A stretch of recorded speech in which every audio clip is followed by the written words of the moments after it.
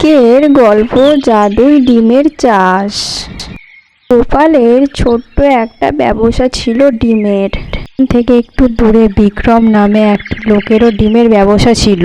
গোপালের ডিমের দোকান বেশ ভালোই চলতো। এই দেখে বিক্রমের খুব রাগ হচ্ছিল। পরের দিন সকালে বিক্রমের স্ত্রী দোকানে এসে বিক্রমকে বলে, করো সারাদিন দোকানে, মাছি মারা ছাড়া তো আর তোমার কোনো কাজ থাকে না। দেখতে পাও না গোপালের দোকানে সারাদিন কত ভিড় লেগে থাকে। এই এত গরমের মধ্যেও লোকেরা সব গোপালেরই ডিম কিনতে থাকে। লোকেরা গোপালের ডিম কিনতে থাকে, সেখানে আমার কি দোষ? তো চেষ্টা করি নাকি লোকেরা গোপালের ডিম না নিয়ে আমার ডিম নিয়ে, কিন্তু লোকেরা গোপালেরই ডিম কিনতে থাকে। আমি তোমাকে কতবার বলেছি যে পুরনো আর সস্তার ডিম নিয়ে এসো না।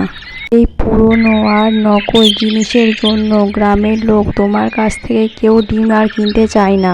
লোকেরা সব ফ্রেশ ডিম কিনতে চায়। এই লক্ষ্মী, তুমি কি জানো না মুরগির ডিমের কত দাম?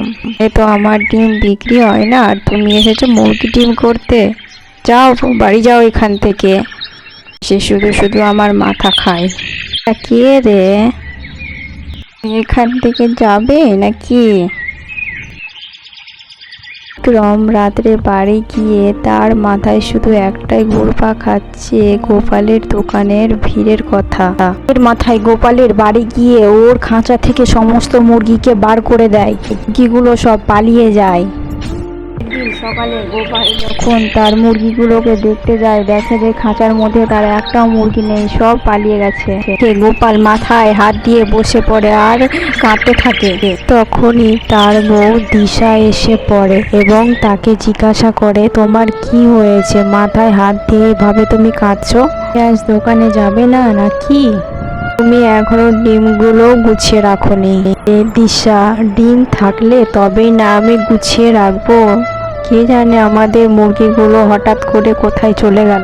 দোকানে কেবলমাত্র কিছুই ডিম বেঁচে আছে। এবার আমি কি করব দিশা? ঘরে যতটা পয়সা ছিল সব আমি মায়ের ওষুধে খরচ করে দিয়েছি, এবার কি হবে?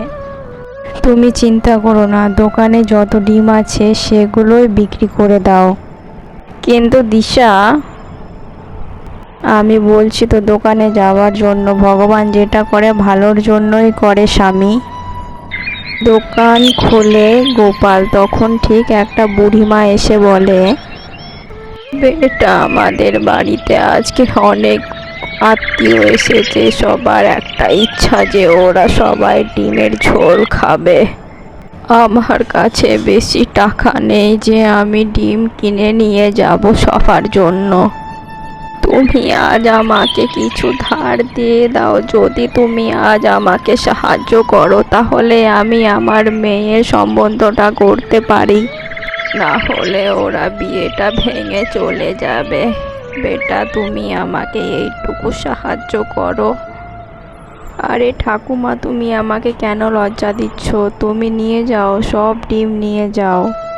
পয়সা পয়সা কি পয়সা? সে তো হাতের ময়লা। যান, আপনি ডিম নিয়ে যান। ডিম নিয়ে গিয়ে আপনি আপনার মেয়ের বিয়ের সম্বন্ধ তৈরি করুন। গোপালের এই কথা শুনে সেই মহিলাটি পরীর বেশে আসে। সেটা দেখে গোপাল অবাক হয়ে যায়।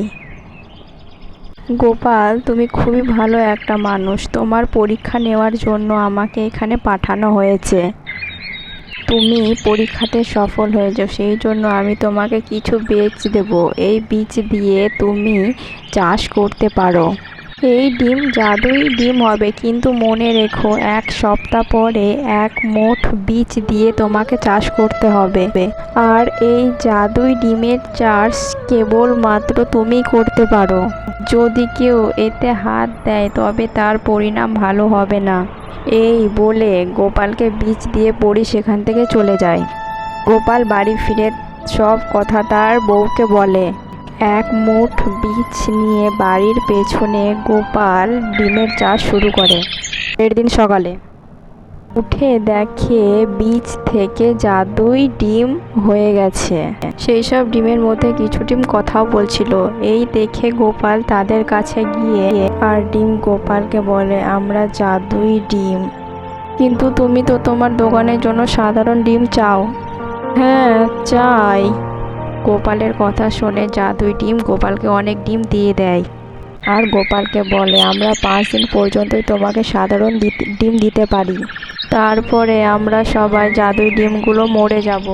তারপরে আবার তোমাকে এক মুঠ বীজ নিয়ে আবার চাষ করা শুরু করতে হবে। কিন্তু মনে রেখো, যখন আমি মরে যাব তখন একটা বীজ হয়ে যাব, ওটাকে সাবধানে রাখতে হবে। আমি সব কিছু বুঝে গেছি জাদুই ডিম। বিক্রম ঠিক এরকমটাই করে, কিন্তু বিক্রমের বউ এই সব দেখে নেয়। জাদুই ডিম চাষের ব্যাপারে সব জানতে পেরে যায়। এরপরে গোপালের বাড়ি গিয়ে সেই জাদুই বীজ চুরি করে নিয়ে চলে এসে বিক্রমকে সব কথা বলে দেয়। এরপরে বিক্রম সব বীজ একেবারেই চাষ করে ফেলে। পরের দিন সকালে উঠে দেখে যে তাদের পুরো ঘর এবং জমি ডিমে ভরে আছে। সব ডিমগুলো রেগে আছে ওদের ওপর। এরপরে সব ডিম বিক্রম আর বিক্রমের স্ত্রীকে মারার জন্য এগিয়ে আসে। এরপরে বিক্রম গোপালকে ডাকতে থাকে, গোপাল ভাই, আমাকে সাহায্য করো, আমাকে বাঁচাও, এই জাদুই ডিমের হাত থেকে আমাকে বাঁচাও, নাহলে এই জাদুই ডিম আমাকে ডিম বানিয়ে দেবে। বিক্রমের আওয়াজ শুনে গোপাল দৌড়ে ছুটে চলে আসে। গোপাল হাত জোর করে বলে, জাদুই ডিম, ভুল তো মানুষ মাত্রই হয়, এদেরও হয়ে গেছে, কিন্তু এই ভুলের জন্য এদের আফসোস হচ্ছে। আমি এটাই চাই যে এই জাদুই ডিম তুমি এদের মাফ করে দাও। করা কর্মের ফল যতক্ষণ না এ পাবে ততক্ষণ এর লোভ যাবে না। একে একটা ডিমে পরিণত করা উচিত, নইলে এর লোভ লালচ যাবে না। ওই ডিম আমি বুঝতে পারছি, কিন্তু আমি আমার স্বামী চাই না আমাদের কারণে কেউ ডিম হয়ে যাক বা তার জীবনটাই চলে যাক।